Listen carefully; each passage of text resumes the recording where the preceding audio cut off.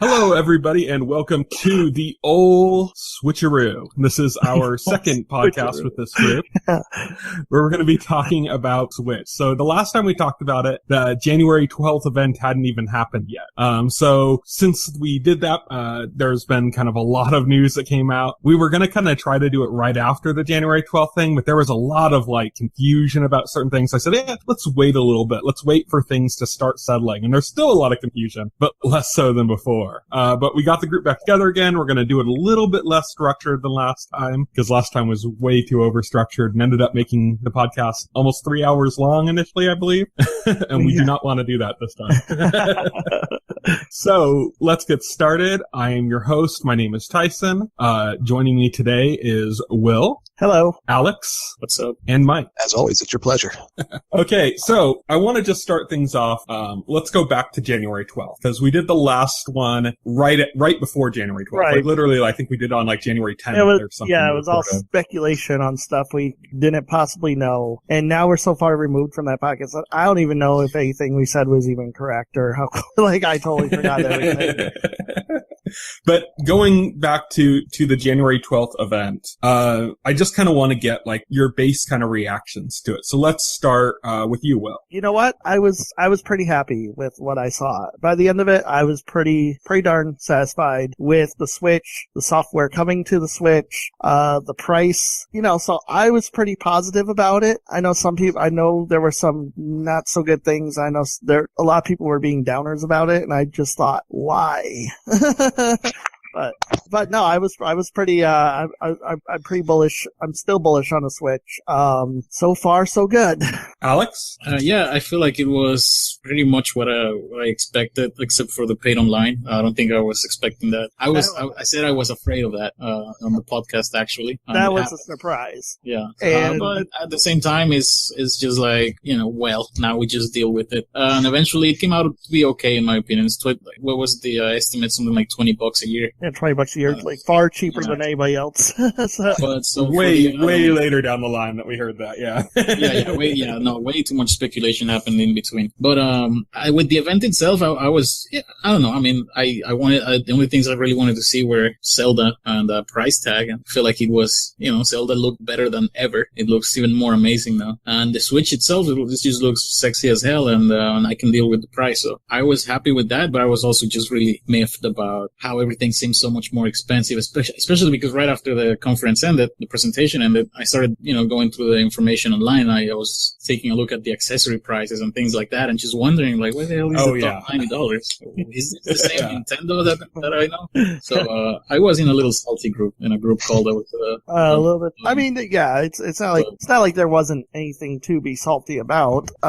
Right. Yeah. So, but at the same time, I was just happy that it existed and that the games looked fine, and yes, and that we were in the future. So yeah. Awesome. So, Mike, I know you had some more misgivings than probably the rest of us about the Switch from the January 12th reveal. Can you kind of sum up what you were thinking, immediately then, less so than later on? Well, it's kind of linked, like Alex was talking about. There's the event and then the morning after. The event, I guess the only word I can use is nonplussed. I was watching it and I was like, HD Rumble? This is a thing, and we're using this front and center for 10 minutes. And we're putting motion controls back front and center, which I'm cool with. I love motion controls, but I didn't think that was the messaging they were going to put out. I thought they were going to be very narrow to the point. This is what it's going to be.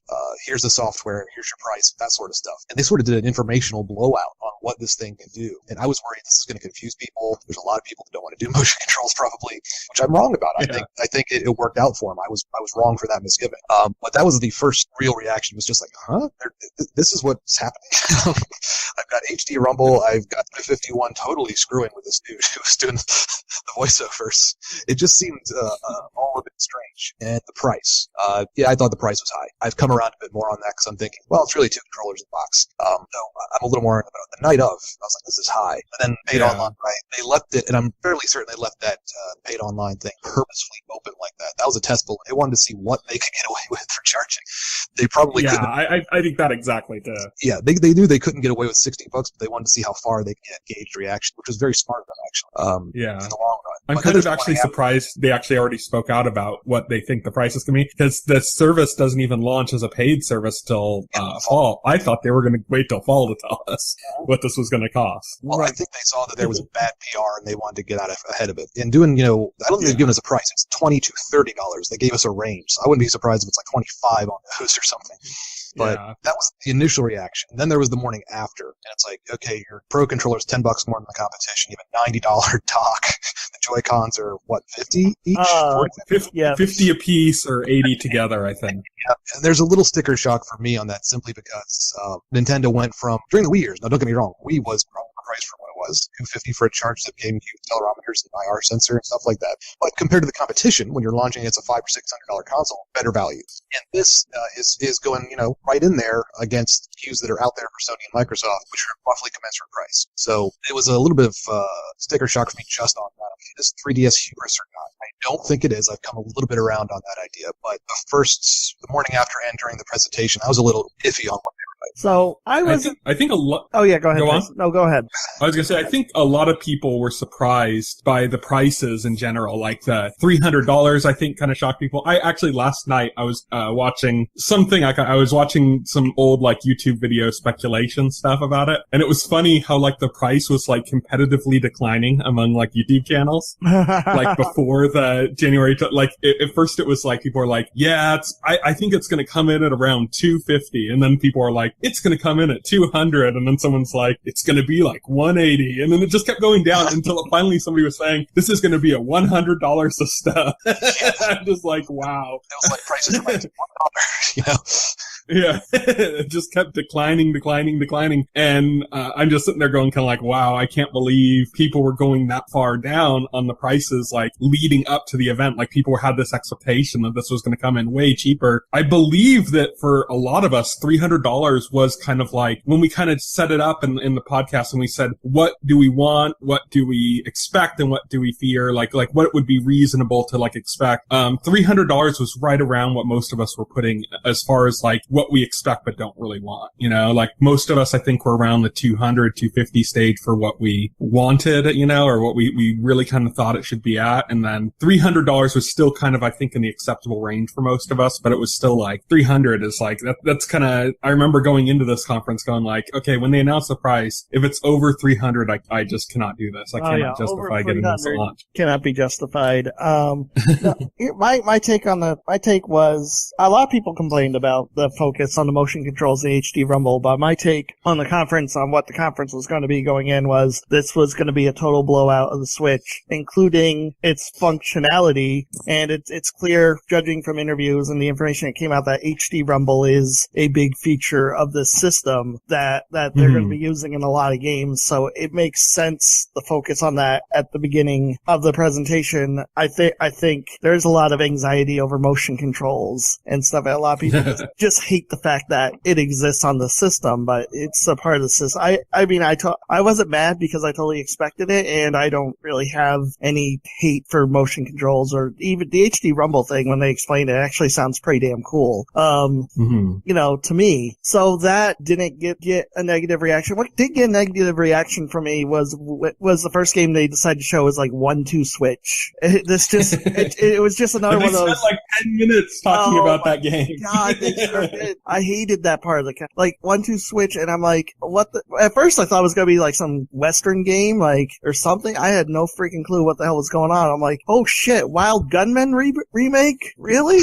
I was like the first thing people started saying when that trailer started, you could see people in like chat rooms and stuff saying like, oh my god, Red Dead Redemption, and it's like, yeah, you're gonna be disappointed. Oh, Red Dead. Oh, that's cute. Yeah. No, but it was like this was this presentation's Nintendo Land moment. This was its Wii Music moment. Yeah. It was the one. Yeah. It's that one quirky game nobody wants, and Nintendo decides that they're going to do this anyway. That's how they're going to sell the system. yeah, that's how they're going. I still have a laugh about the HD Rumble. Like, okay, the HD Rumble. If you want to tell me a cool feature, I'm sure you can. But you're going to tell me that you can tell how many ice blocks there are in it. Like, is that it? Is that why? Like, I'm going to play Zelda on the Switch so that I can get guess I how want many my ice blocks, ice cubes there are on my glasses. Like That's crazy. every puzzle in the dungeon now is how many ice Yeah. cubes are in your glass. But on the other hand, that's one feature of the Switch version of Zelda that people haven't talked about. Everyone's talking like, are the graphics going to be that much better? Is it worth it to get on the Switch for that? But I guess it's hard to really think or talk about what the HD Rumble is going to bring for that game, right? Because I haven't held one of these things on my own hands, so I don't know. Is it going to be that satisfying to pull an arrow and shoot a goblin with it?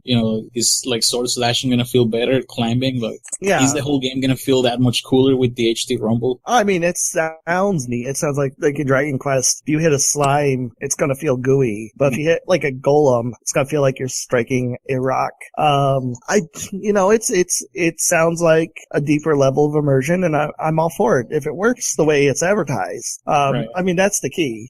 Does it work like it's advertised, or is it just bullshit? We won't know until we actually try it. Actually have it, yeah. Yeah. We only have the impressions of others to go by there. And one thing where I could see what you were talking about with like, letting loose an arrow in Zelda is people were talking about Project Arms and how the HD Rumble worked on that and how it felt like you could almost feel like something extending outward when you would throw like a punch. So I could see that maybe working with the arrow where you kind of feel like the arrow's sliding past you. Oh, I guess you haven't seen this. There was some video somebody posted, and it was a different company. I guess somebody was speculating that this is the company that developed the HD Rumble or something like that, because in it, they were talking about Zelda. They weren't saying Zelda, but they were basically saying, look, when you swing a sword, it's gonna feel this way. When you pull out an arrow, it's gonna have this specific motion with it, and it's gonna feel like a snap. And they're not even holding the Joy-Cons, but you just know they're talking about it, because it's exactly what Nintendo described. And it just made me think, I guess I would naturally assume that that's what Zelda's gonna have.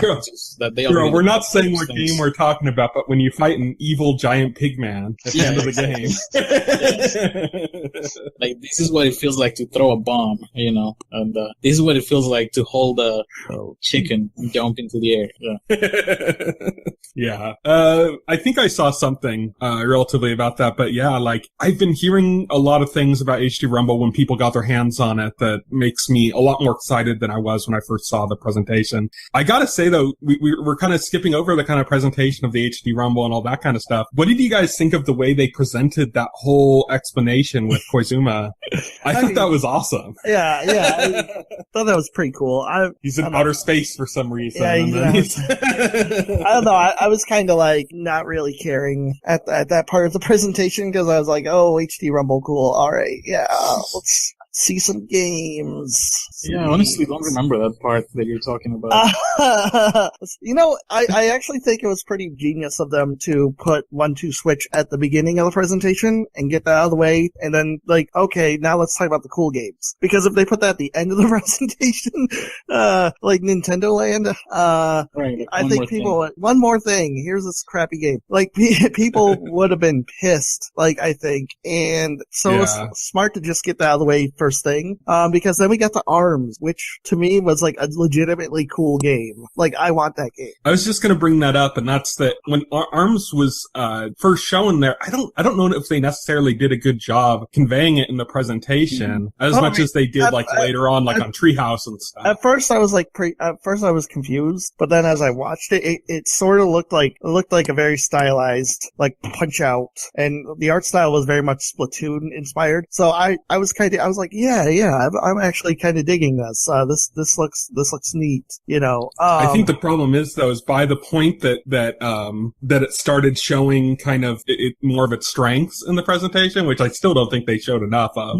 No, they didn't. By that point, like, most people had already tuned out. They're like, more junk, don't care. Yeah, that's what happened to me. I mean, really, I think that happens with every Nintendo presentation on Direct that I ever watched. It's like, first 10 minutes you're really excited, and then you're like just sitting there, just waiting for anything good to show and to appear on screen. That's what happened with this. So yeah, I think it's something. I don't know if different people react differently, but I feel like that's what affects the way that I see Nintendo a lot of the times after these presentations. I always feel like, cynical halfway through them. Yeah, I don't know. I mean, it was like that. It's like, I don't know. I know there wasn't like a lot of initial excitement for art. It's a new IP, and it's like sometimes when you see a new IP, like, you don't know what to expect from it. Yeah, you know. especially if they don't really show that much of it. You know, yeah. It's like yeah. I don't know. I think that part of the problem too was that they showed it back to back with 1-2 Switch, and they introduced it in a similar way Well, the by idea having actors come in and do like the kind of like the actor footage before the actual game. Well, and I think that combined with the initial impressions people had when they saw it and said, "Oh, it's like Wii Sports Boxing," you know?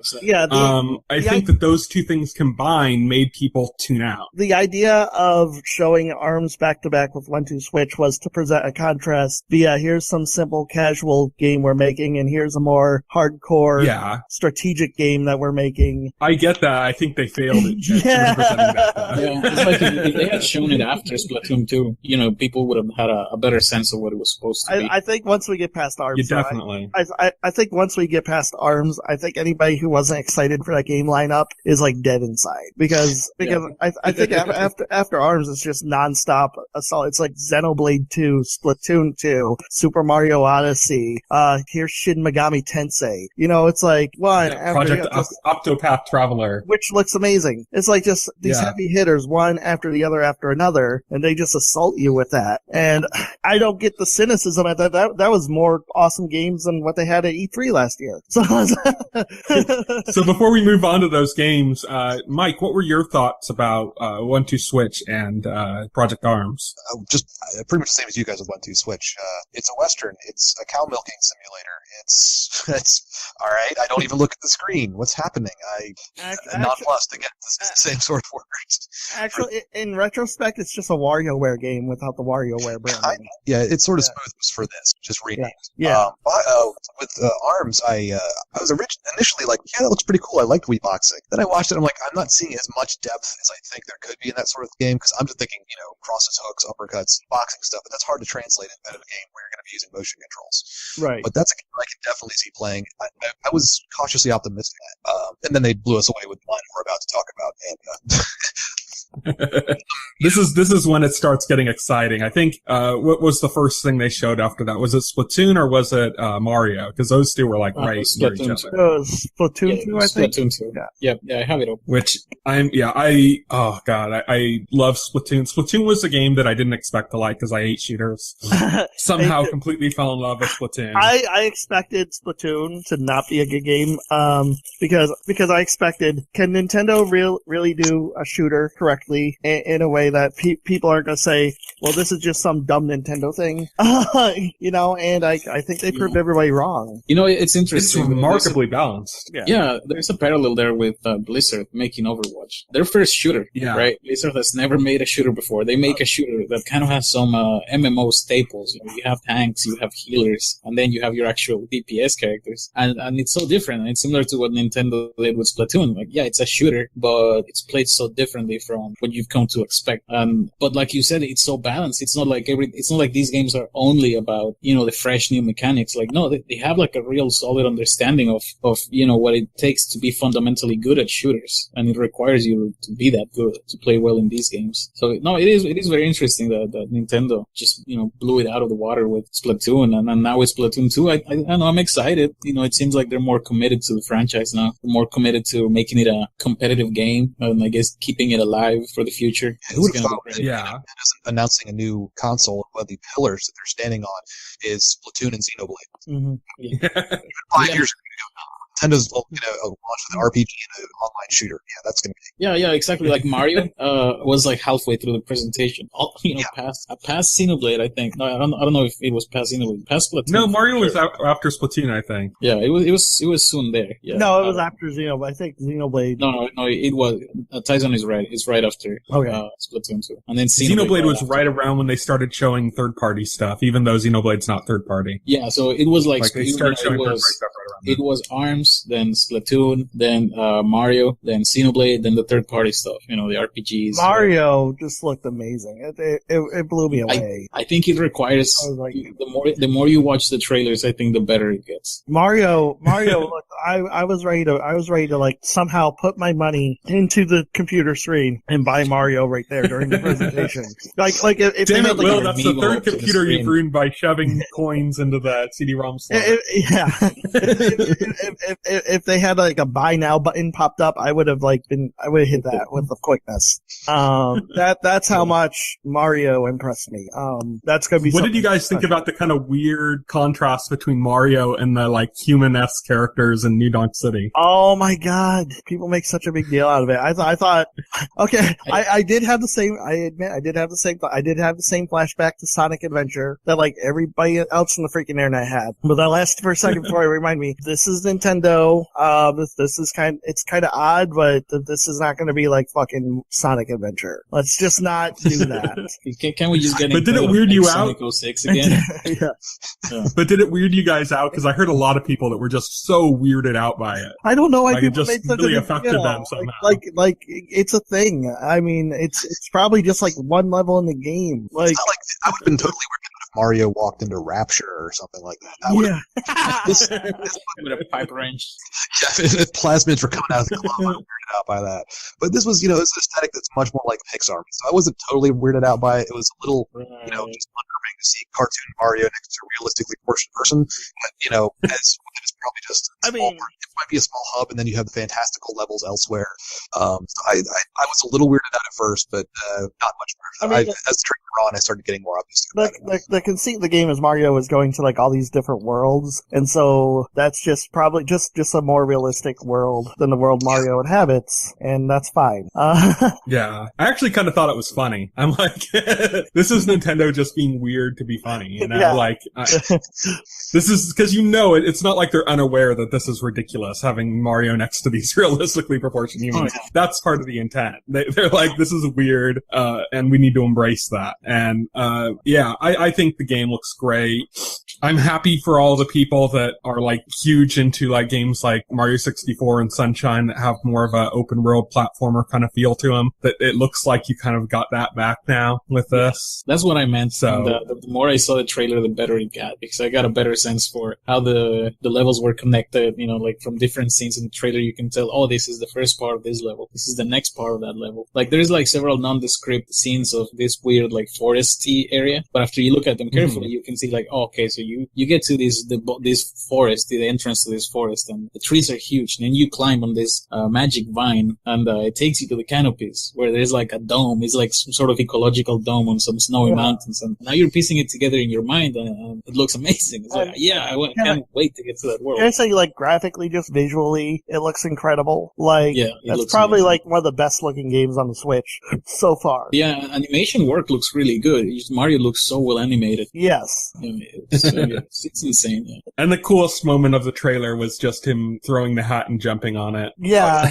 That's such a cool idea. It's like, how come they didn't think of that sooner? How did we not think of that sooner? Yeah, how'd nobody think of that? Anyway, it's like of course, new Mario game. Mario gets new abilities. That's actually a cool one. I think it's an interesting trivia. Like when you tell people that producer of the Switch, Koizumi, he came up with the cat costume for Mario. He did the cat costume, and then they told him to take care of the whole thing. They just gave him the keys to the company. Yeah, he made a cat costume, and they were like, "Oh, you're the man to run the Switch." You take charge. You tell him what to do, and we'll go there. So that's on the list. Let's talk about some of the games that were announced after that, like going into the third-party stuff as well as Xenoblade 2. So let's kick it off with Xenoblade 2, because Mike, you just finished Xenoblade 1. Yes, I did. And as you know, probably much to your consternation, I've talked badly about Xenoblade. Not badly, but I think just skepticism for a number of years. 5 years. Now that I finally got through the part that was holding me back, got through the game, I'm up. And as soon as I finished it, I watched the title screen like 6 times. This morning, woke up and I watched the trailer for 2, and I'm just like, yeah, this might be my most hyped Switch game. I could probably hold out for a little while, buy Zelda on you, but because Xenoblade 2 exists on Switch, I have to have a Switch now. Pretty much because of Xenoblade. That's how much I'm in love with that game, and how awesome the trailer looks. I trust Monolith right by us, I should say. But amazing trailer. Odd art style, though. Departure. Yeah. I get it that it's... I originally thought it wasn't as big a departure. The more I watch it, the more departure it seems. I think Alex has mentioned this before. It seems like this might be... Maybe they're trying to make it an easier, more accessible game. Maybe it's got a more sort of cheapified look for that. I don't know, but I can't wait to find out. Yeah, it does have like a besides how good it looks, it does have like a PS2 kind of RPG like stylistic look to it. It's got an airship, which I think is a good thing. That was the last time that JRPGs were really strong, I think. PS2. So yeah. I'm all for that. Well, no, the PS2 was the last time JRPGs were really strong on console. They've been strong on handhelds this entire time. Yeah, but the handheld one's almost kind of reverted back to like SNES style, you know? Yeah, it's like PS1 and SNES stuff. Yeah, by necessity because of the power of the systems they're working with. But yeah. But PS2 is like kind of the key point or something, I think. Yeah. It's the last big, huge era of the console JRPG until Xenoblade. Me and Alex were actually talking about that it's kind of funny how this game the original was never supposed to, of course, come over. And now it's like the most influential game for Nintendo. Yeah. You know, Monolith is working bigger than gaming. It's amazing what an effect that Monolith has had on the company. In fact, I'll rainfall on the back a little bit. How big an effect it had bringing that game over here and showing Nintendo and more people that there is an audience for the big JRPGs. There is an audience. I mean, I can't. They were expensive to make, and people saw the sales decline because of saturation in the PS2 gen. Thought, oh, no one wants those anymore. Just put them on handhelds. And all it took was one little game, and people went, oh, yeah, I remember those games, and I love them. Yeah, I mean, at the time Xenoblade was made, JRPGs on console were pretty much dead if it wasn't named Final Fantasy. And they're pretty much dead, and so Nintendo America did and Final Fantasy was dead to me. And Nintendo America, I think just didn't want to take that risk. And it was easy at the time to be mad at them, to be like, well, the Wii U has no freaking games. And this the Wii U doesn't have any games coming out. This is like a really awesome game for your system that you could be releasing. Oh, it was the Wii at the time, not even the Wii U. Yeah, it was the Wii. It was like, this is a really awesome game you could be releasing at a time when the Wii doesn't have any games coming out for people to play. And oh yeah, like at the perfect time. Everybody was waiting for Skyward Sword. Like that wasn't going to be ready for like a year and a half. Yeah. So we've been watching, this Monado game on Japan, and we're like, is that coming over to Nintendo? It looks amazing. Yeah, it looks like the best game ever. And they're like, no, suffer. Continue to suffer in the drought. About it. They would not even say a word about it. And this was like a year or so after they just talked trash about Disaster. Like Reggie straight up said, it's not good enough. Yeah. So everyone was just like, is something going on? Like, is Monolith Soft just like not, is just poorly viewed within Nintendo? Like, what's going on? Are we gonna get to play Xenoblade? If they ultimately got their way, no. Yeah, no, it was in a way, it was. I think it ended up being good for us now that I think it was back in 2010 or something, or 2010 when they just didn't mention it at all during E3, and within 2 days, Tyson and everyone that ended up being part of OP Rainfall, they're like, we need to get this out here. Like Mike said, the result of that is that now Xenoblade is like a very influential franchise. You get a lot of games that are sort of copying what Xenoblade did, so it worked out, I guess. I think what saved Xenoblade in the US is the fact that Europe decided to localize it, because having it localized for Europe made it a lot easier for Nintendo America to take it and bring it here, because then... But that was part of what started Operation Rainfall, was that there was an executive at Nintendo of Europe that wanted to talk about Xenoblade at E3, because everybody's eyes were on that, because they had already announced it for coming to America at that point. And basically he was shut down by Reggie, who told him like, yeah, we're only going to talk about stuff coming out in America. And that's what really kicked off Operation Rainfall, because we were like, what? Like, wait a minute, what? What do you mean not coming to America?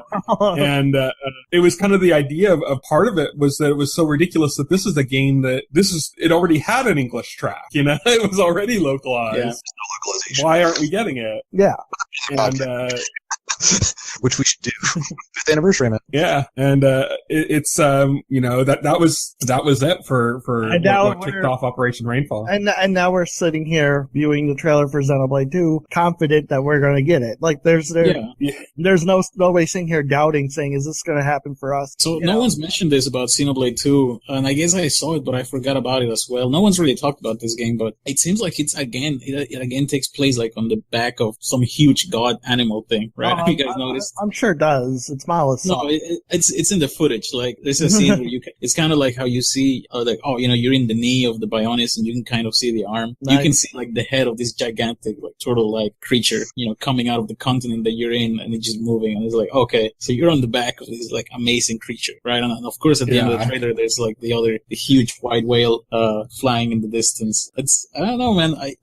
I think I was like cynical again because of the presentation, but also because I didn't like the art style initially of this game. But the more I see now, I'm just getting so excited. Yeah, definitely.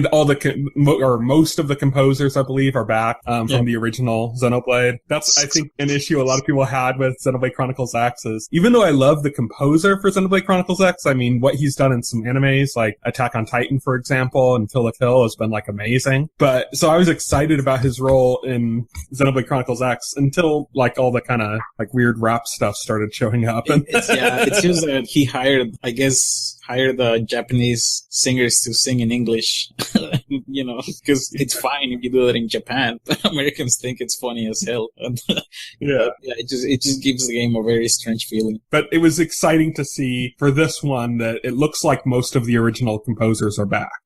So I'm really excited about that as well, because Xenoblade had an amazing soundtrack on top of everything else. So that was really exciting. The other thing I wanted to bring up about Xenoblade 2 before we move on is that this wasn't shown in the presentation, but revealed quickly afterwards that the date listed is 2017 on Xenoblade 2. I'm still strongly of the opinion that there's not a chance in hell that we're getting it in 2017. Like maybe Japan, but definitely not us. What do you guys think? I'm with you. I think that was meant for Japan. Like, well, this whole conference was primarily aimed at Japan. It was translated for the other territories because it's all relevant to us too, but like primarily this is Japan talking about Japan stuff. So when they say 2017 for Xenoblade, I have no problem believing that they were specifically talking about Japan there. Yep. Mm-hmm. I agree. Yeah, at best we're talking like 10 to 1 odds that it makes it to us 2017. Although if it's no region locking, sure, the Japanese version and just not understand anything. Right, you can totally buy that. Learn Japanese. Well, it's the only because of Reggie, We'll put a region lock on it, you can play the Japanese version. Thanks, Reggie. It's nice of you really putting your head into this. I've imported some games from Japan in my past. I've never imported an RPG. I have. It's always been like fighting game. Yeah. I've tried. I've been through that path. I actually have several. I played actually a Monolith Soft Japanese import, Soma Bringer. Now that's difficult because it's a Diablo sort of game where, I played Xenoblade. I kind of already knew how to play it because of Soma Bringer. It's got a lot of the same mechanics. Like it's got topple, it's got break, it's got, all that weird stat managing stuff, debuffs, buffs, whatever. And it's all in Japanese. So I just didn't know what the hell I was doing at any time. Like I would just equip a skill and just try it for a while and see if I could figure out what it did. But that game also had music by, the guy from Chrono Trigger, Yasunori Mitsuda. So I was mostly playing it because it's a Monolith Soft game. It looked beautiful, had amazing music. You just turned the game on, put in headphones, and put it down on the table. I actually did, multiple times. It's like I had no idea what was going on with the story. All I could really get from it was the reactions from the characters, like in the little character portraits.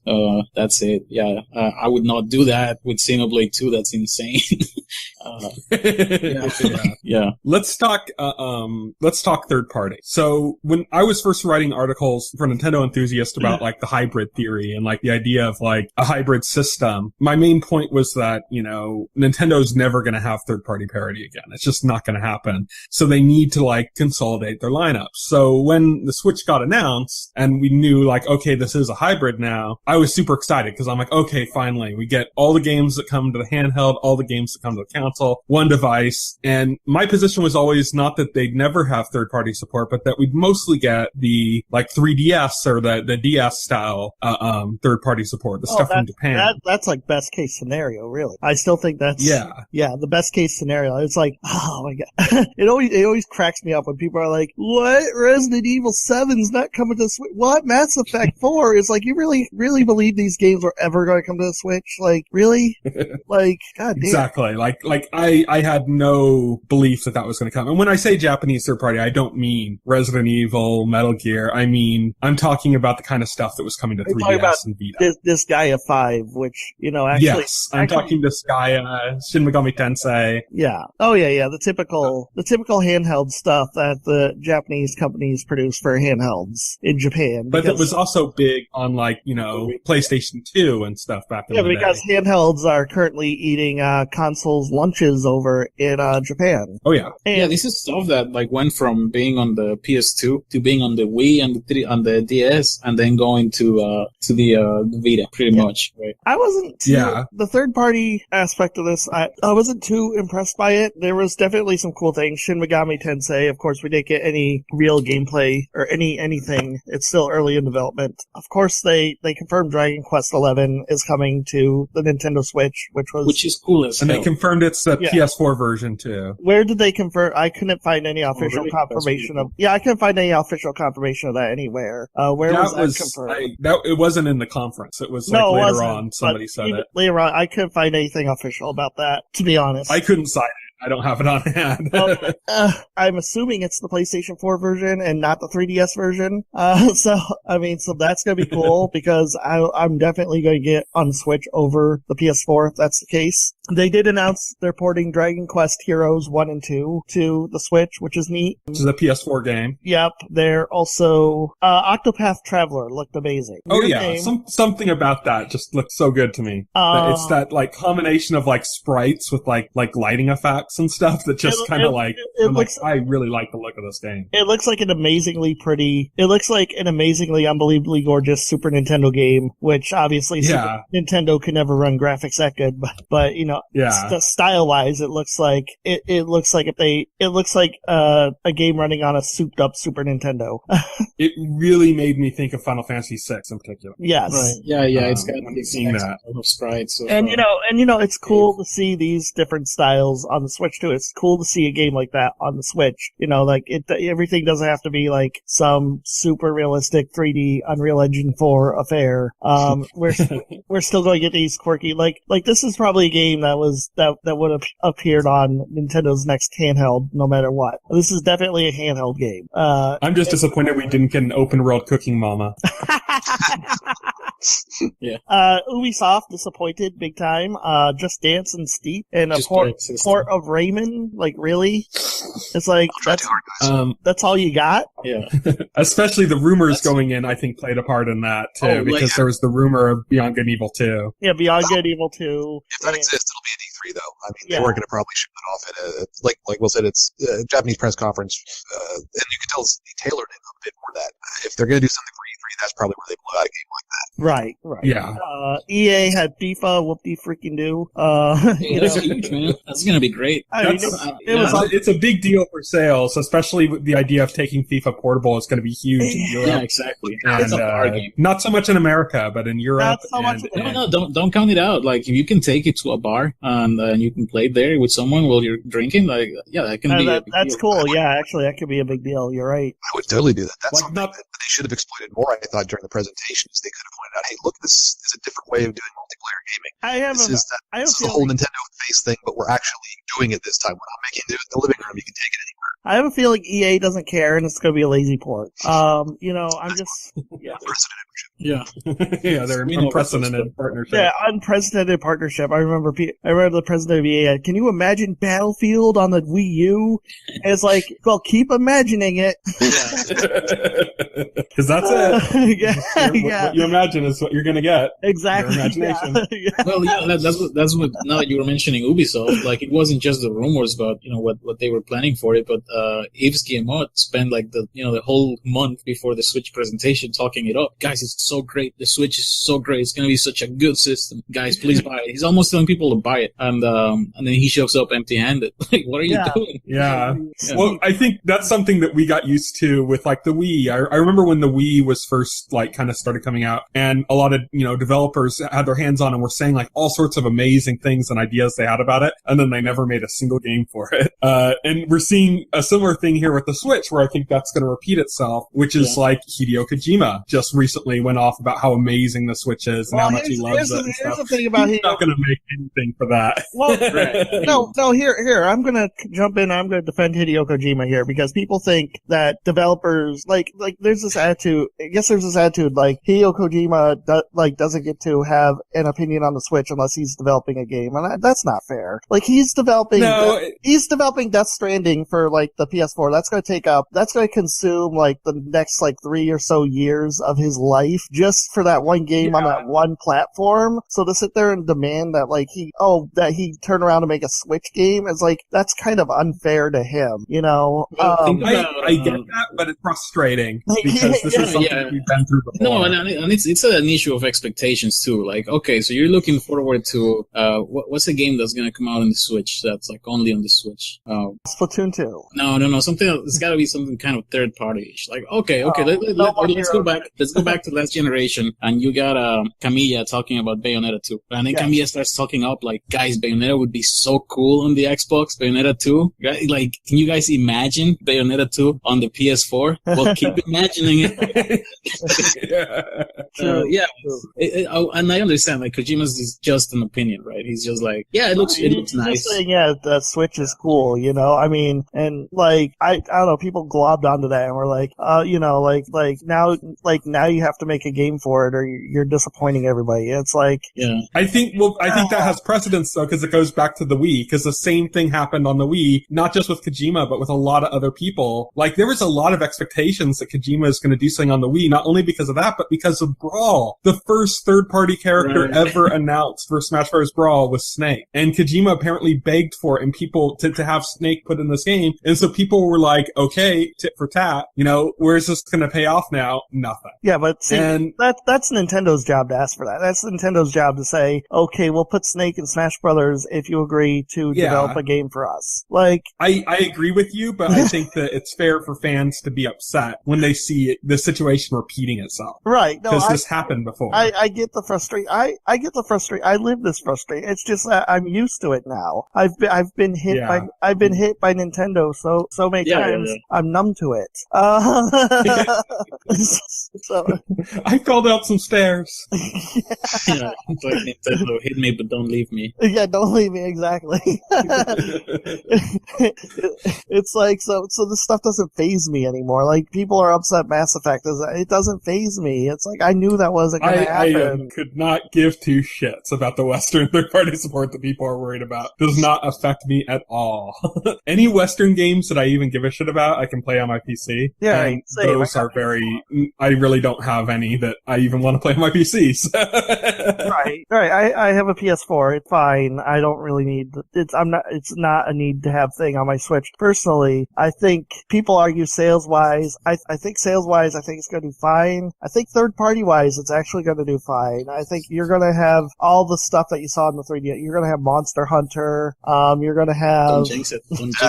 Yeah, I was just going to say. If that's not an E3, I'm going to be very angry. Yeah, I'm pretty sure. I was just going to say, right after you said that, you made 4 nipples hard in this room. I'm just saying there's nowhere for Capcom to take that franchise unless they want to do like a big extravagant PS4 or Xbox One game with it. And that is a rumor. And that would piss off Japan. There'd be riots in the street if there were not going to be a portable Monster Hunter. Right. There was a rumor that specifically rustled our jimmies because of that. Yeah. It mentioned that Monster Hunter 5 was going to be a reboot, kind of like DMC, you know. With people don't understand like a big budget console Monster Hunter would be like Capcom shitting where it eats. It's not going to happen. No. But you're assuming that Capcom thinks rationally. Like, they're going to make good business decisions. Excellent point. Yeah. The thing is that we're afraid of Capcom. We're afraid of them doing this to themselves. Like, yeah, that's true. So I'll tell you what third party I didn't expect to see making a game for the Switch. Switch, but is Konami. Oh yeah, Bomberman of all things. It's crazy. Konami. I didn't expect them to make a game ever again. It was cool because they brought back Bomberman, and you can feel the pachinko balls on your Joy-Cons. How many pachinko balls do you have? Hit the lever. Yeah. You can feel the money draining from your wallet. That's great. But Konami's bringing Bomberman, which is legit cool in my opinion. Yeah. I've always loved Bomberman. I'll probably buy it for Switch day one, alongside Zelda. I'm hearing it's not the best Bomberman game ever, unfortunately, but it's something. I'll take it after all this time. I mean, there's supposed to be like this really cool Bomberman game for 3DS. Remember that Konami I played it. It was okay. No. This was canceled. This was a Bomberman game they announced for 3DS, and Konami turned around and canceled it. Like literally, 3DS. Yeah. literally. Here's why Hudson announced this Bomberman game for 3DS. Konami bought Hudson, and then Konami turned around and immediately canceled that game, which is like the true beginning of fuck Konami. Because it began early, but so that happened. So I was kind of salty about that for a while. So, and sure, this isn't a game like that, but it's cool to see it come back. At least Konami, like, it looks good. I mean, it looks better than the Wii Bomberman that came out. No, and I was paying attention to the trailers too, and then the Treehouse footage, because I played Super Bomberman 2 a lot on the SNES. So I was looking at this game like, okay, what's the size of the maps? Is it the same grid size? Like, does it have the same power-ups? Does it have the same kind of gameplay? And it looks like it's got all the same really cool stuff, plus like other new stuff. And I'm just talking multiplayer. So yeah, it looks fine to me as a multiplayer game. And it looks pretty good if you see it in like a 60 frames per second trailer. I honestly thought the game looked ugly as hell the first time I saw it, but after watching the trailer again, I appreciate it now. Right, yeah. Like I said, it wasn't like, it's not my dream Bomberman game, but right. It's like a situation where you were expecting nothing and you got something, and it wasn't like 100% horrible, so you accept it. Yeah. Pretty much. Let's talk about the most amazing moment of the entire conference, and of course, I'm talking about Suda51's translator. Oh yeah. Poor guy. Jesus. That was awkward to have to sit through. Like, especially since he was just announcing that he was making a game. Like, there wasn't like anything to show about this game. It wasn't even actually in development at the time. Hey, it was enough to give Matt a new icon. So yeah. It was literally just a statement of intent that he was going to make this game for Switch.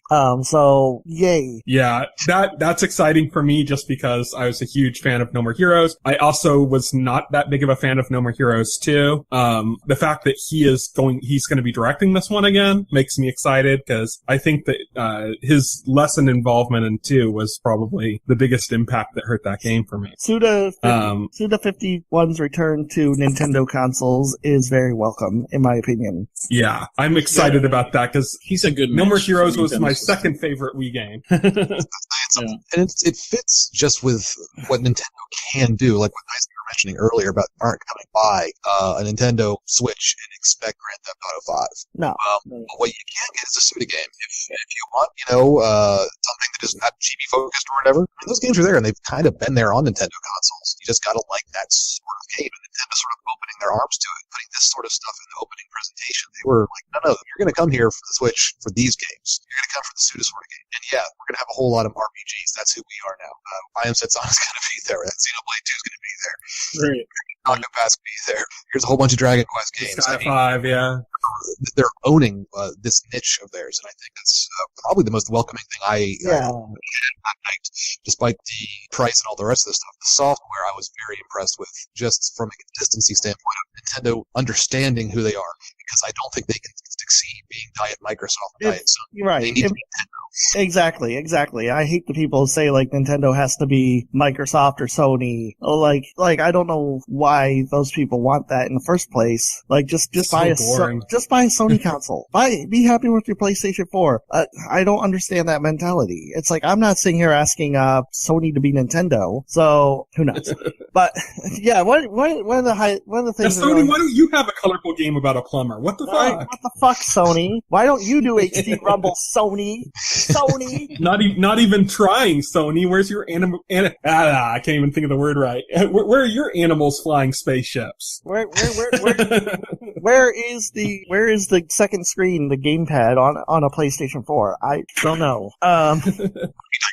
There's another part. Another part of the conference that I think went underreported. Well, here's the thing. Here's the thing I noticed. There wasn't a very large presence of Western AAA third-party games. Like there was Skyrim, and then that was it. Like, that was the big one. Like, that Nintendo had say, we got Western third parties aboard. Here's Skyrim. Like Nintendo were so proud of the fact that Bethesda was making a game for Switch, and they'd never made a game for a Nintendo console before. And yeah, that's cool, but it's like, that's all you got. But I think there was another thing that I think went way underreported about the conference, and I don't know if it's just because people didn't put two and two together, or the people that didn't care that much, but they announced that they had somebody from Sega, and they brought him on stage, and similar to Suda, except he was translated properly. Well, because it was boring. He said, Sega will make games for this. And it's like, but okay. What's important is who was brought on stage. Right. That's what's important. Is it? Who they brought on stage is the man behind Yakuza. Right. That's who they brought on stage. And what he talked about was the freedom of moving away from Yakuza as a franchise towards doing something similar to Yakuza, but unencumbered. Now, if you've ever played or seen anything of Yakuza, the idea of being unencumbered is kind of hilarious. Because it's like, that game was such a, like, what the fuck game. What the fuck game? That, where they could, you know, like, he's talking about, like, I don't want to be limited by certain, it's like, we're limited by what? Because Yakuza sure didn't seem to be. And now he's basically saying that his game where he's going to feel unencumbered is going to be on Switch. They didn't bring up the head of Sega. They brought up the head of the team that did Yakuza. Okay, right. That's who they brought up. Wait, and that's what I think is interesting. That's pretty hardcore. They brought up the head of the Yakuza. Nintendo goes hardcore, huh? Yeah. Hey, they're returning to the roots, because I honestly still think that Yamauchi probably had Yakuza connections. I'm sure. There's interviews about that kind of stuff. Supposedly they didn't. That, like, they were one of the exceptions in the Japanese industry. It was like Nintendo and Namco were one of the few that just try to stay clean, you know. Oh, nice. And, yeah, well, but these are like anonymous interviews. Yeah, right. Pretty funny to read. But yeah, so it's they funny that brought people up always say that of Kimishima, right? Like, he looks hardcore. People assume that he's some kind of mafioso or some shit. Yeah, Kimishima, it's hard. And Yamauchi, just the way he talked and his business practices really made him feel like a Yakuza. It's clear that Kimishima, unlike Iwata, is not one for the spotlight. He doesn't like being in spotlight. He was like at the beginning of the presentation and then sort of like fucked off for the rest of it. Until the end, yeah. Until the end, yeah. Like it did seem like he was comfortable being in the spotlight like that. Yeah. I was really miffed that whole time. It was just weird the way they handled the announcement of the release date of Zelda. Because up until that point, everyone's thinking like it's delayed, like it's getting delayed. Eurogamer, and these freaking Emily, what's her face, and like right, Emily Rogers, Emily Rogers, and Laura Kate Dale were flinging so much shit about the Switch. Like, I don't know, you know. Like, there was a guy too who was like, they were flinging so much shit that they end up like like the Zelda delay. They were talking about like in the Mario Rabbids RPG, and there's just like a ton of crap that did not pan out. It's funny enough, there were rabbits in the Mario game. It's just a ton of stuff they threw out. Like Dark Souls trilogy was one of them. I've still yet to see that be announced by anybody. No.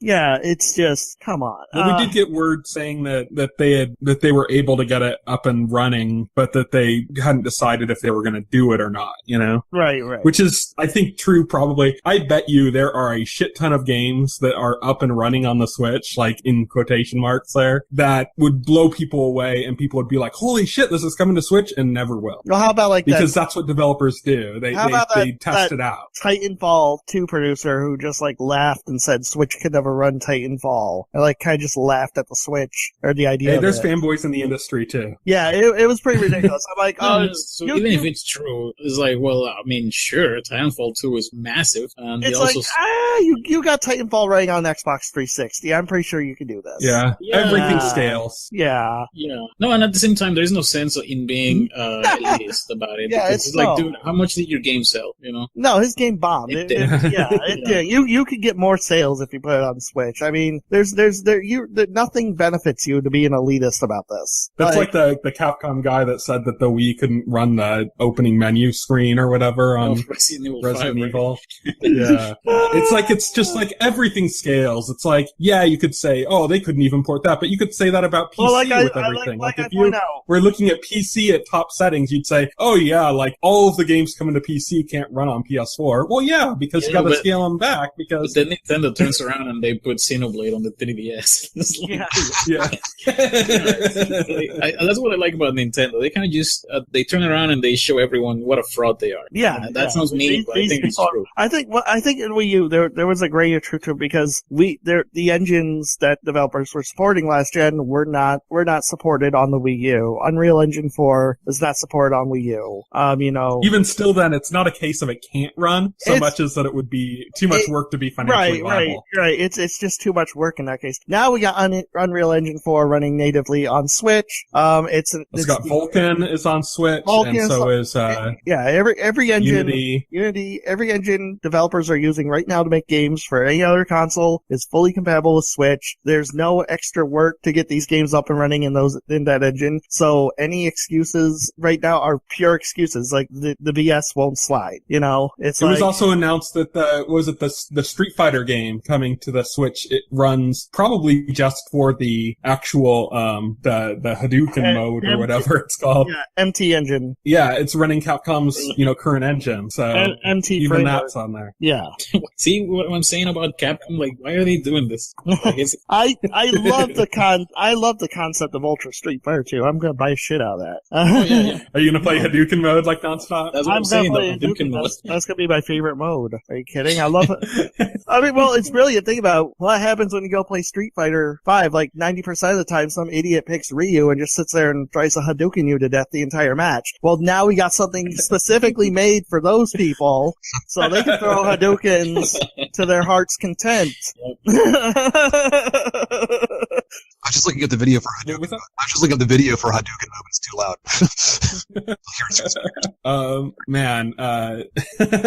So I want to talk, last thing we'll talk about from the conference, I think, will be the Zelda trailer at the end. We don't really have to dedicate a lot of time to this. It was finally revealed March 3rd. We'll talk about some other stuff with Zelda too. Finally revealed that's coming March 3rd on launch for both the Switch and the Wii U. That kind of surprised me that it was going to come day and date on the Wii U. Really? I actually think that might not be a good idea. I think it had to come day and date on the Wii U if they were to justify a Wii U release. The Wii U is dead now. So like the longer they would have sold at least another 100 Switches if they had delayed that for 1 month.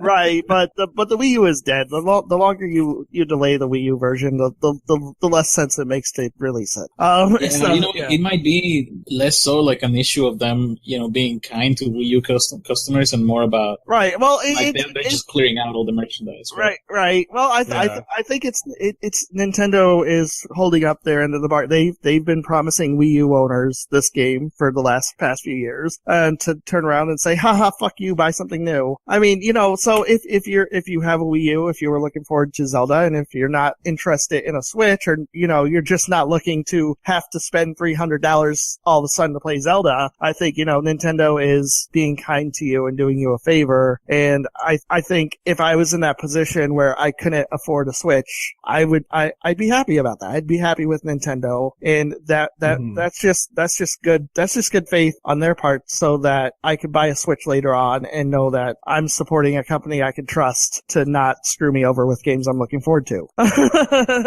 A lot of people have spoken a lot of shit about Nintendo being, anti-consumer and stuff. But I think the fact that they're even still putting out Zelda on the Wii U is pro-consumer. Right. Well, considering how bad that system flopped, they supported that quite a bit. I mean, they put some serious efforts behind some games on that system. Yeah, I mean, I will say unequivocally, the Wii U probably has the best Nintendo game library since the GameCube, hands down. The library of the system is not the issue. The issue was the hardware and the poorly conceived concept of of the hardware, but the software lineup is fantastic. I love the games on my Wii U.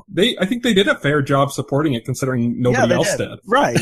Yeah, they did. It actually ended up, as a system, it ended up making Wii U unique from the other two options on the market, because you had a system There's literally no game shared between them after a certain point. Yeah, there's literally, it's all exclusive games. Like, everybody wanted Wii U to have a bunch of exclusives. Well, it does. The entire 2014 to 2016 lineup were exclusives. Yeah. Actually. No, I keep saying that I think it's going to be like the Dreamcast. Like right now everybody talks shit. I think like 10, 15 years from now, people are going to say, oh man, the Wii U was so great. People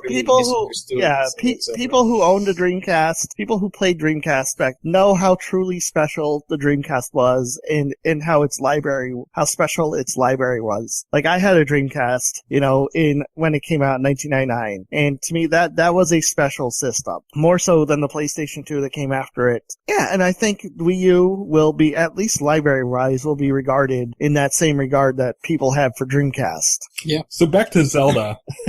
We got that coming out. We got a trailer. Perhaps one of the best trailers Nintendo's ever put out. I think almost everybody that was kind of disappointed, and even people that were disappointed in hindsight with the conference, were left kind of happy, at least with the trailer at the end. That seemed to be kind of, if you check reactions right after the thing, a lot of people were. If I wasn't sold on Zelda before that trailer, I would have 100%. Like, yes, that is, I mean, it's gonna be tough. It's gonna be a tough run with Mario Odyssey, but it's a serious contender for Game of the Year. And I can say that right now. Unless something is like, having not played a single minute of it. Yeah, exactly. Unless something is seriously fucked up with the game, it's a serious Game of the Year contender. Yeah, no, I mean, Alex, you were gonna say something? Like, if you've played so many of these games, you can kind of tell what they're gonna be like, right? And right now, if you look at the industry, like, what do you see that's really gonna compete with it? Like, I hope you don't say Horizon Zero Dawn. I've played enough games to know what that's gonna be like. As much as I'm excited for Horizon Zero Dawn, no.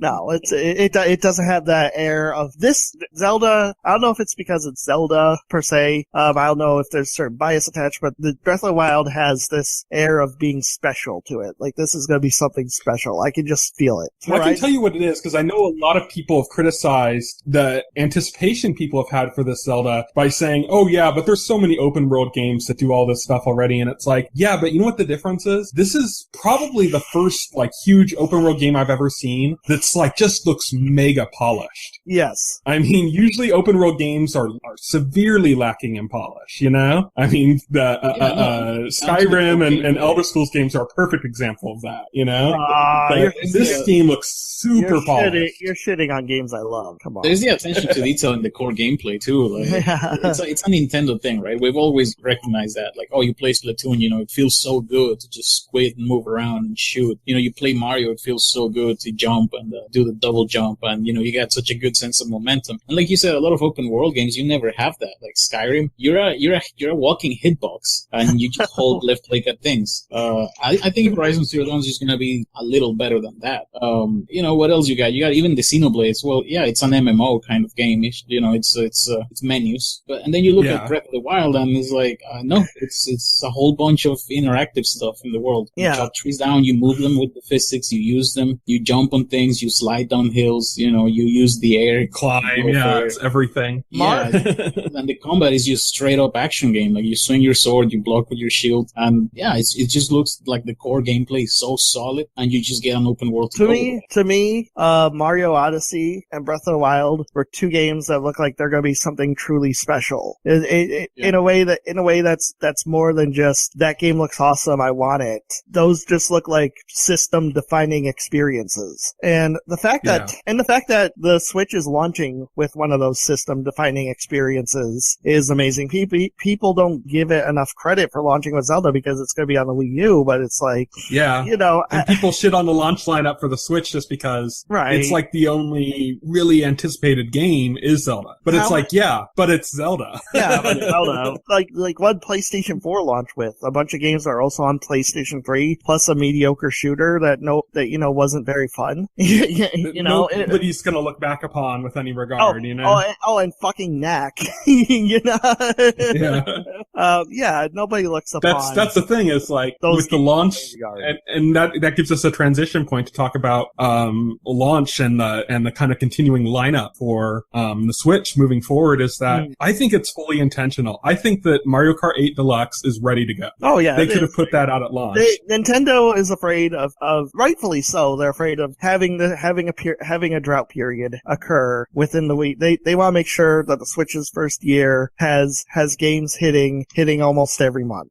So you have Zelda in March, you have Mario Kart in April, you have ARMS in May, maybe nothing in June. Splatoon is June, right? Splatoon is either June or July. Yeah, they haven't specified, I think. They just said summer. Summer. Yeah. Which, people will say summer, then that's August, but this is summer in the same way that people talk about summer movies. Yeah. So summer starts in May, according to the entertainment industry. So I think Splatoon is a July game. And of course, and we're gonna end the year with Mario, which is totally fair.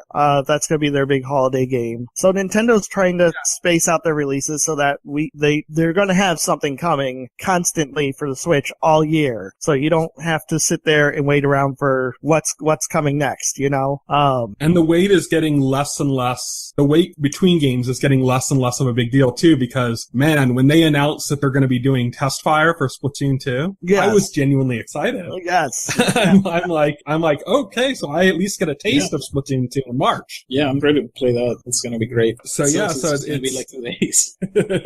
Yeah, it's 3 days, isn't it? Yeah, but each day is like 1 hour or 2 hours. It's really it's the short run, but it's going to be a fun little event to look forward to. So I'm really looking forward to that. I can't wait to get constantly disconnected from the overly crowded service. It's going to be great. That'd be sick. Hey, if we do, then that's a good sign for the Switch, right? That means the Switch is on. I don't know. The same happened to the Wii U one. Oh, yeah, that's true. I mean, that game has been paying attention. The same thing happened to Wii U, and 5 people were probably playing that. I don't know what that says about their servers. Ooh. Everybody just went into their local Best Buy and played on that. Well, and it was also that you had like America trying to join Japanese servers and vice versa. It just makes no sense. Yeah. So I want to talk a little bit about, we were talking about Zelda before. The new information came out that they're doing DLC for it with a season pass. This has caused some annoyances with some people, with a lot of other people just not caring. Why is this controversial? This is not. It's not like they're withholding content that would have otherwise been in the main game. Like I think that's what people assume, especially. Why would anybody assume that? Because the first pack has stuff like what's the hard mode, and what's the mode that was in the Twilight Princess HD Cave of Trials or something like that.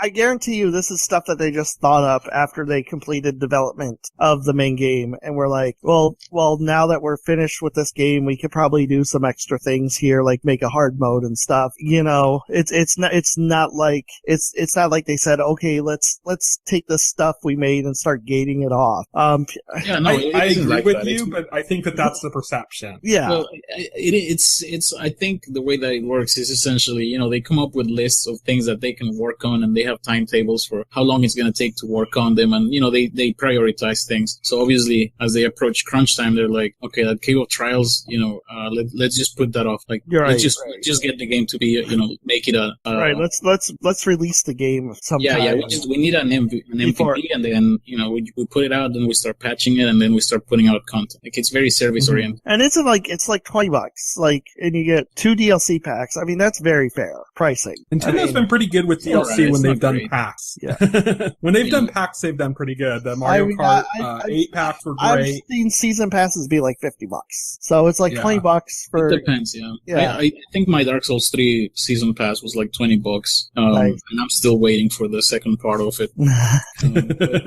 Yeah, no, it depends. I mean, Dark Souls 2 also was like $20 for the season pass, and you got a ton. You got like 3 separate expansions, and each one was like $6 long. I know like Fallout 4 was $30, and then they price increased it to $50. Yeah, Bethesda is nuts. Yeah.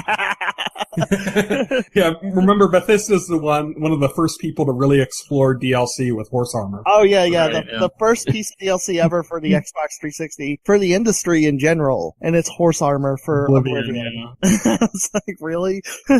That became like the joke about DLC until it became an actual real thing. Right, yeah. It was, you want DLC in Nintendo games? Yeah, Mario needs horse armor. You know? Yeah, that was the joke until developers like start coming up with good ideas for DLC.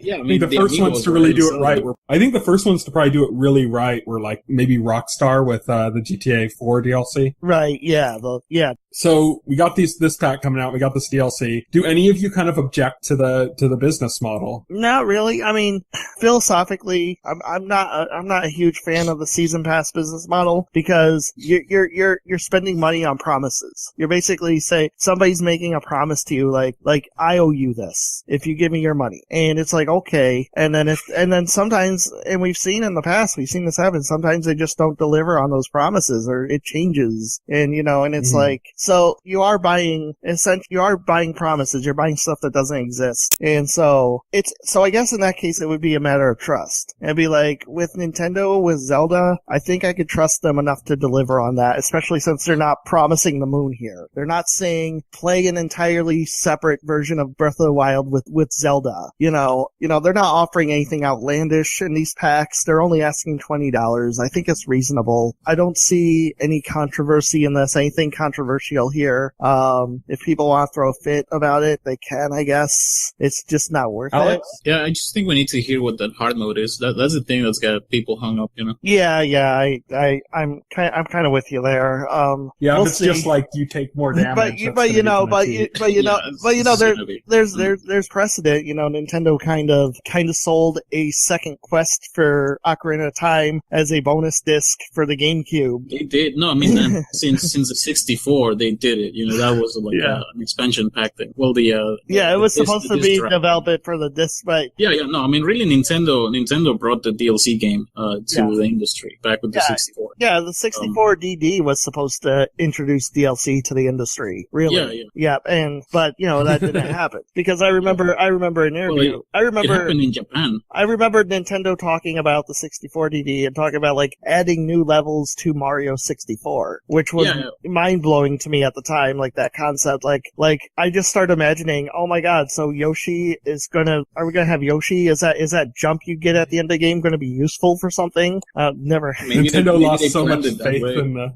Yeah. Nintendo lost so much faith in the 64 DD that they ended up releasing it as a subscription and then just sent games out as they were available to people that subscribe. Wait, They really? were just like, okay, let's get rid of stock. Yeah, that's how they ended up doing the 64 DD in Japan. Oh, wow. Like everybody who had a 64 DD had every 64 DD game. Wait, though they did it even earlier. See, like we're talking about real anti-consumer stuff. Not really, but okay. Back with the SNES, they did the what's it called, the Saddle of You.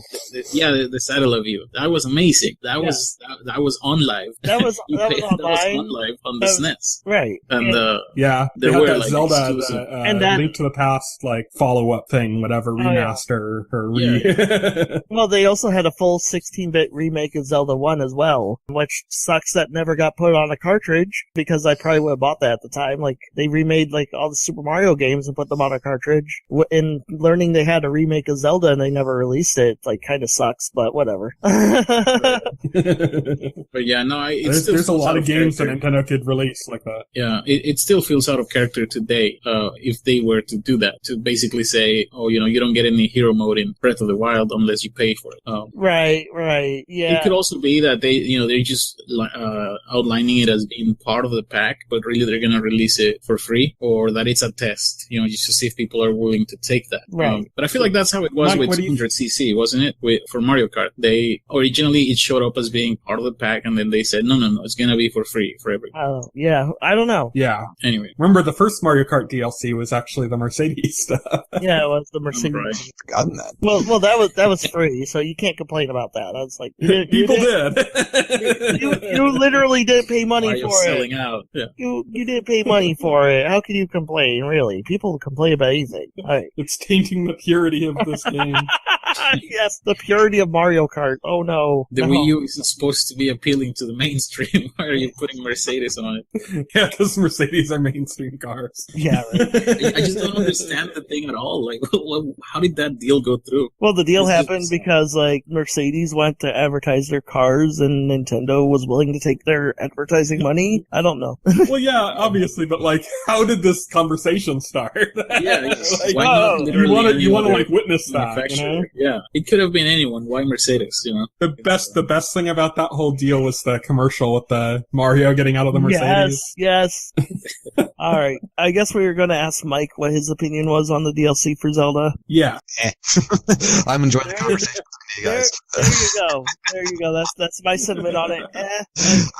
Yeah, I mean, besides the hard mode sort of thing, I mean, and I think it'll probably be an additional sort of challenge mode, play the game half naked with no armor or something. I mean, you're getting more game. And the second part is the bigger deal. If they're going to have a sort of second quest, they're going to give that would normally be there. $10 says it's going to be starring Zelda. They're probably going to listen to all the people like, well, you can't be Zelda in this game. But like, you know what? Fine, we'll make it in there.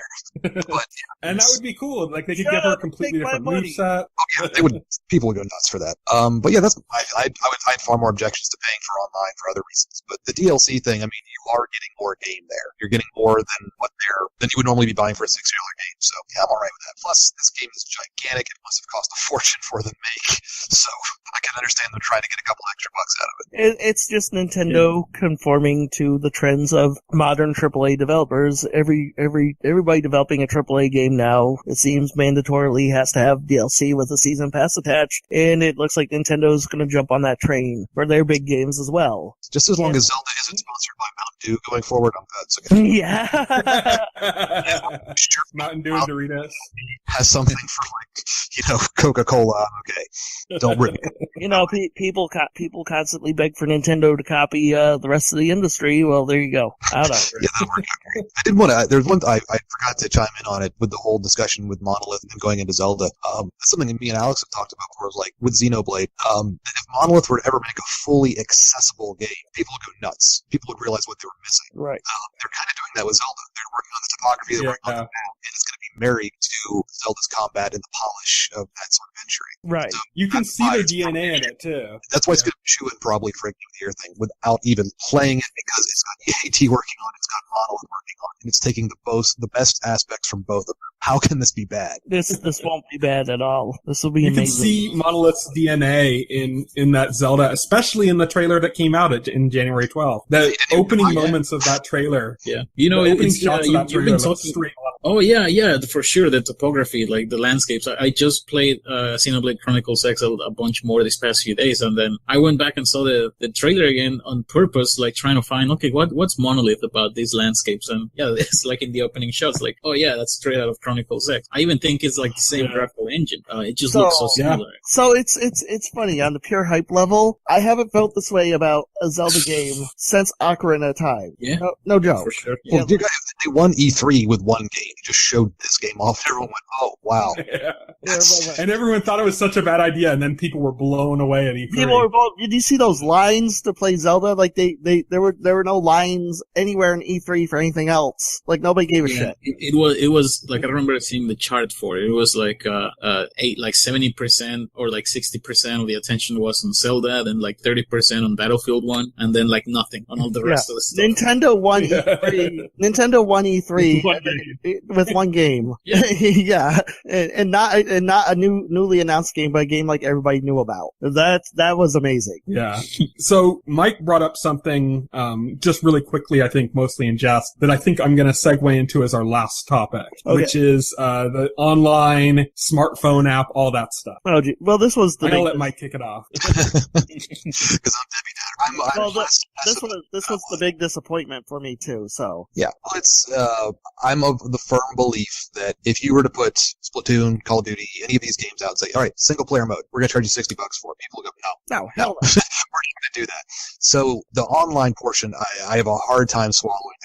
That's not baked into the price of development at all. That's not part of it at all. I think that just it doesn't make sense. But I grok that this is where we are, and it's sort of like, when phone companies were charging people for text messages, even though you use less bandwidth than actually talking on the phone, and they charge people for texting. You do it because you can. Well, the traditional argument for this is like it pays server costs. It pays to maintain servers for the network that these games run on. That's the traditional excuse. That's the excuse Nintendo's giving. That's the excuse Sony gives, and that's the excuse Microsoft gives. I think they say that because it's the easier thing to say. Like, they can't really start talking about everything that actually costs them money. Like, okay, who's paying the guys that balance the game out for the, Splatoon received a ton of balance updates, right? It came out, and then it got, new weapons, it got new maps, it got a bunch of balance updates. They nerf this, they buff that. Nerf this. And then, with every update that they do, obviously they have to fix bugs, they have to do new things, they have to make sure that everything runs correctly, they have to test it internally, right? All of that is cost. So monetization is a hard... So I'm just wondering, do the $60 that they charge up front, can they really stretch them out over a year or two to pay for all that stuff? Or is that where they say, you know what, we tried with Splatoon 1, it was too expensive, so now we're definitely going to charge people for it? I don't think it was... I think Splatoon sounds like it might have been what caused this. More than the fee to pay for online, because, I'm not shocked by it. This was coming. Honestly, I mean, Sony started doing it. It was only a matter of time before Nintendo started doing it. I couldn't be as mad about that as everybody else because it was inevitable. So okay, fine. It's a thing. I accept it. Fine, whatever. Moving past that, my biggest gripe is they want us to voice chat over an app on a mobile phone. Are you freaking kidding me with that shit? Why can't I do it straight through the system? Why do I need to have my phone? What if I didn't have a mobile phone? It's ridiculous. Come on. What's the thinking goes on with that? Reggie's like, we don't want you to have to strap on a big bulky gamer headset. I would rather strap on the gaudiest, most obnoxious Turtle Beach headset you could buy than have to sit there with my cell phone, using my cell phone's data to voice chat with people. Seriously. That's was part of my concern as well, because we already do that. We are already making the workaround for Nintendo for voice chat. If we want to voice chat in Splatoon, we have to go set it up ourselves. Right. And in some ways, it's we're subsidizing you guys for something we were already doing on that front. I'm kind of, still miffed on that. Why do I need Nintendo Network for that? Why don't I just, call you guys up in Google Hangouts, and then we'll play Splatoon and voice chat? And that's Discord is a huge thing for Discord. PC games that does that.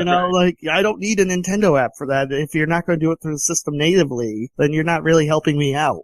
They're seeming to, they just do not want it on the system. I mean, I'm probably incorrect in this, but I've done a little research into it, that this might have been the reason for why you had voice chat in lobbies for, Smash or Card or something, and no voice chat in the game. Because they will actually set up the lobby through the server that they're renting. And once it kicks into the listen server, somebody hosts it, they just cut it off. The server no longer exists, and they're not going to do the chat through the game itself. They just don't want to do it. They don't want to do it at all. They hate the idea of it being on their system for whatever reason. So we're just going to have to deal with that. The sugar in that, though, is the price. Yes.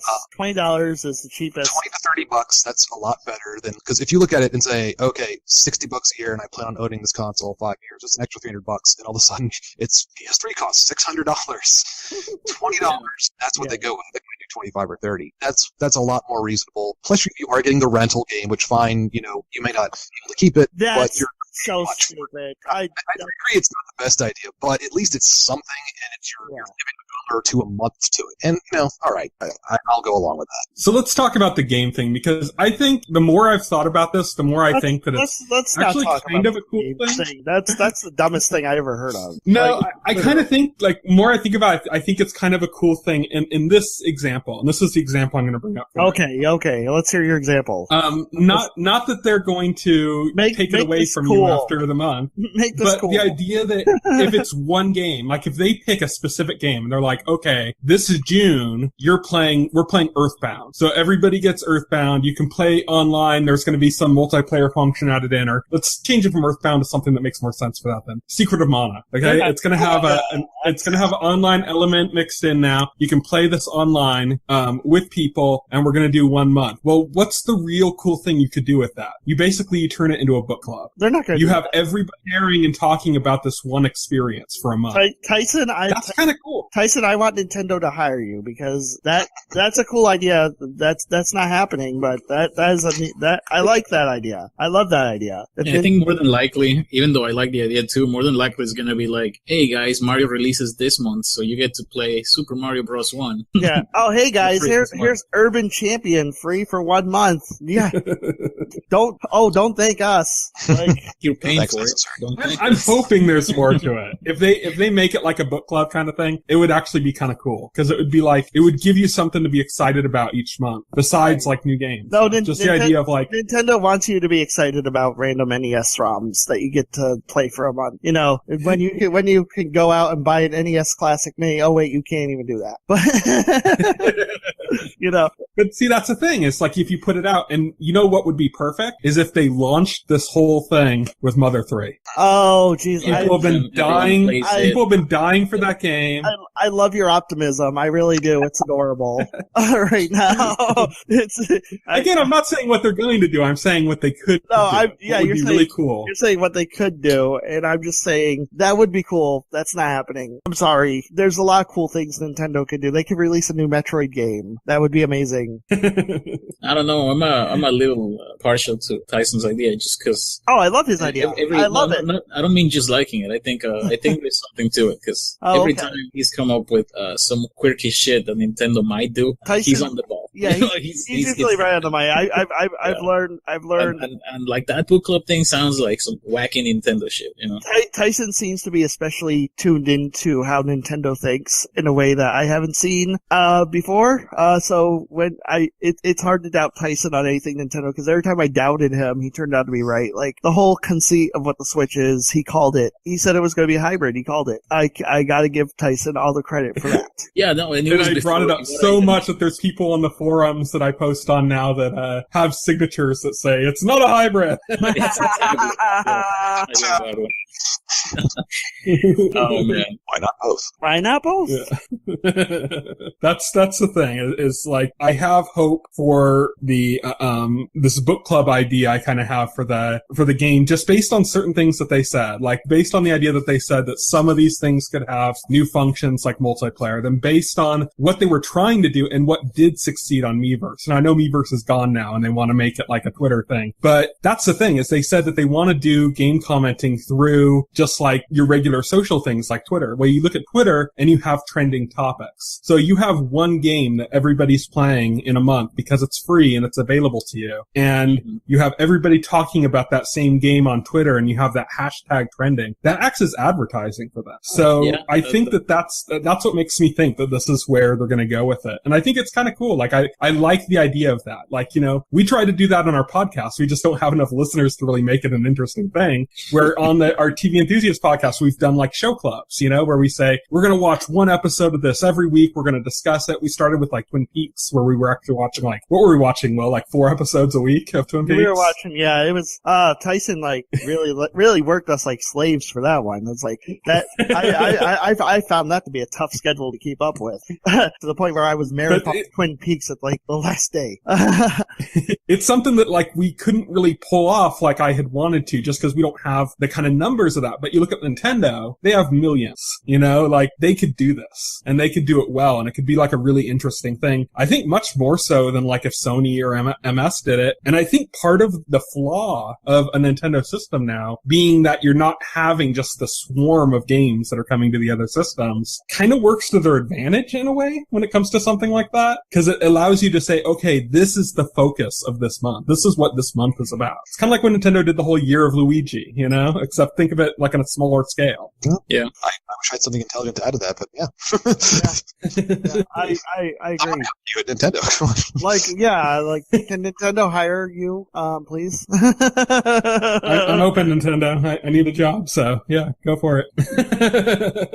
But yeah, let's kind of end it here with just one last piece, which is I'm going to go around and I'm going to ask you kind of like your current state for the Switch. Like, are you pre-ordering it? What do you plan on getting? Like, just kind of in general. There's no real structure. Just what your Switch future looks like, basically. So let's start off with Alex. So my Switch is already paid for, and my Zelda pre-order is paid for. I went and sold back a bunch of old games to GameStop, which is a bad idea, but they were games I wasn't going to miss. And pretty much from that, I got like my Switch money for the rest of the year. You know, I'll be able to buy Mario, Puyo Puyo, Tetris, and Bomberman. I guess maybe Splatoon. You got your budget sorted. Not all these things, but yeah, I got most of it covered, and I'm ready. Like, I'm just waiting. You know, yeah, it's tough. We got like 2 weeks and 2 days, but I'm ready to go. I'm set. So next up, Mike. I think at first you were saying that, if I remember correctly, that you weren't going to get it at launch. Correct. Yes. And I'm conflicted on that now because I could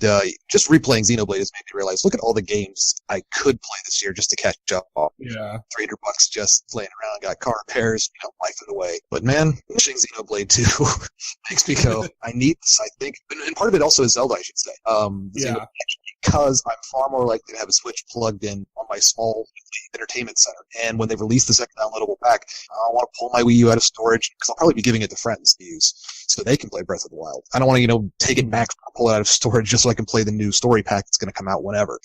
So they've kind of pushed me into territory where I may get it, if not at launch, around summer. Despite my protestations about paying for online and the price, yeah, they're winning me over slowly but surely. I was much more skeptical before. What's your tipping point game? Like, what's the game that you're like, okay, I gotta kind of be in on this? Is it like Splatoon that you want to be in there? Like when Splatoon 2 comes out so you can be playing with everybody, or is it something else? Like, what's the thing? That's tough because, Zelda's going to be there on the Wii U.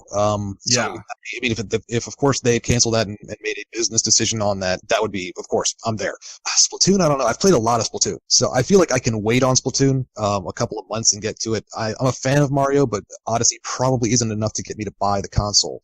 I know I'm sounding like a broken record, but when it comes down to hey, Xenoblade is our holiday 2017 title. Here, I'll give you $400. Give me your console. Yeah. What about Monster Hunter? Why'd you get my nipples hard again? Yeah, Xenoblade was on my mind, but yeah, if 3 or something, they came out and said, hey, Monster Hunter is under your seats and launches today. Yeah, absolutely. That's what I have to play. I can sit out Splatoon. I can wait on Mario Odyssey. I can play Zelda on my own. There's plenty of games I can replay. I haven't played Tokyo Mirage Sessions yet and stuff like that. I can wait on RPGs if I have to, but I gotta have the new Monster Hunter when it comes out. That's good call. That's what I gotta have. Well, yeah, I'm buying it at launch, and the tipping point for me is Zelda, obviously, and Mario. I could certainly buy Zelda on the Wii U, but that's not the strong move. That's not the power move. The power move, the power move is to buy it on the Switch and just have the ability to play Zelda anywhere I go. Like, I could literally now take my Switch with me and play Zelda on my breaks at work. Play Zelda. You commute back and forth to work, right? Yeah. So you could be playing on your commute. Oh, also Metroid. And also Metroid D3 done. And also Mario Odyssey. Mario Odyssey is our tipping point for me because that's gonna be one of the best games of the year, and I definitely want to be there when that comes out. Granted, I have almost a whole year to buy a Switch for that game, but also I just like shiny new things. There is something to say about that. A lot of people get down on people who buy things at launch because they say, oh, it's too expensive and there's not much out, you're only do that if you're stupid. There is like an element of fun in being at something when it launches, even if it is like ridiculous, Everything's ridiculous. Gaming in general is ridiculous. Yeah. But there's something that's kind of fun about getting something new and being involved in that excitement. That's it goes into what I was saying about the book club thing, Having being on the same page as everybody else when something happens, like when an event occurs. It's gonna be much more fun playing Zelda when everyone's playing Zelda than it would be if you waited like 4 months, Yeah. It just is. It's a shared experience that way. You're talking to people, and it's Exactly. part of what's happened. So that's totally legit. Yeah. So for me personally, like I ordered my Wii U, or my Switch. Sorry, I went for the neon. So what did you guys go for, real quick, around the room? Like, I know Mike, you haven't pre-ordered, but sorry, Alex, are you getting neon or gray? At first, I didn't like neon, so I got the gray. But now I kind of wish I'd gotten the neon. Well, I'm getting neon. In fact, I managed to get the last neon system pre-order that GameStop had at the time, which was literally right after they opened. So those went pretty fast. I don't know if they got a lot of them. Seems to suggest that they didn't, but I managed to grab it. I'm going neon too. Mike, you're coming in later, so you might have additional options available to you. I think at holidays they should launch one with a red and green controller from Mario. Oh my god, if they make green Joy-Cons, I will buy the shit out of those. That's a good point. You can buy just the grays, which is what I would lean for. But yeah, I mean, if they're going to do custom Joy-Cons, different colors, I mean, then it's not important for you to buy the neon ones. You can just buy them. Well, I mean, you don't have to buy the neon bundle because, like, they're going to sell those Joy-Cons separately anyway. They already are, yeah. But it's cool to have them come in the box, I guess. I'm just doing it just because, right off the bat, I'm not right off the bat. Yeah, I'm not going to be buying any extra controllers or anything. That's just not going to happen. Yeah, I love the asymmetric look. Only, yes. But yeah, so I'm definitely excited. I'm getting Zelda. I have not pre-ordered the game for Zelda. I think I'm gonna download it. I've been kind of struggling on that. I went mostly download on Wii U. It's gonna be a little bit harder with the limited storage with Switch. The way I see it though is like, I don't have to get an SD card right off the bat because I'm just gonna get Zelda and maybe a few other small things. So it'll probably last me to the end of the year. And by then the SD card prices will drop a bit again. So yeah, I'm excited. I'm going with Zelda, probably download, which means I have to wait even longer to play. Not only am I not going to get it at midnight, but then I have to wait for the game to download. But I think it'll be worth it. I like the idea of just having all my games on my system with me. Yeah, that's true. Me too. So that's where I am on that. We already talked about where everybody else is. Does anybody have anything to plug? That's the section I'm going to go in right here as we're closing out, which is Will and I. We write for TV Enthusiast. You can check out that. We do a podcast. We're going to record another one tomorrow where we talk about TV shows. This week we've been talking, or these past couple of weeks we've mainly been talking about Riverdale, Taboo, and The Magicians, all of which have been really good. Riverdale kind of probably the lesser of the group, I think. Yeah, I think so. But still good. It's kind of interesting. The Magician's the best of the group, in my opinion. And Taboo. Taboo's been great, and The Magicians. But we've mostly been discussing that. We're going to be recording episode 95 this week, so we're getting close to episode 100. We're excited about that. But you can check out all of that stuff on tventhusiast.com. So, Alex, do you have anything to plug? No, as usual, I guess the Nintendo Enthusiast forums are pimping right now. So it's just good to come, especially now that the Switch is going to come out. I feel like we've been getting a lot more interesting discussions lately, and this is going to get crazy once the Switch releases and people are playing games together. So yeah, it's going to be fun. Check it out. Yeah. Mike, anything to plug? The only thing I have to plug is what's going on in the forums. I'm the broken record talking about Xenoblade, and if you want to hear me talk about Xenoblade more, I'm going to be in the forums. That'll be on the front page of TNE leading up to the 5th anniversary release of Xenoblade. I'm going to curate a lot of that stuff, put it up, and if some of you guys are down for it, I'd like to do a podcast on that. So anybody that would be cool. Talking about Monolith? all day. It's just so relevant right now. We were talking about this earlier, how influential they've become. So without getting into it, just the fact that, okay, so we got, Xenoblade just played, then we got Xenoblade 2 coming out, then the fact that they made a whole bunch of stuff for Breath of the Wild. How can you not talk about Monolith? So yeah, I'm totally... Yeah, we'll have to do something about that. Will, sorry, you're probably going to be out on that one unless you suddenly play that game. Yeah, unless I catch up on Xenoblade. Thankfully, yeah, I definitely... Thankfully, it's a really short game. You can just kind of through it really quickly. Yeah, 2 hours. Games in 300 hours. 300 hours, yeah, right. Yeah. I really jetted through the game in 80 hours. Yeah. So, thank you everybody for listening. Good night.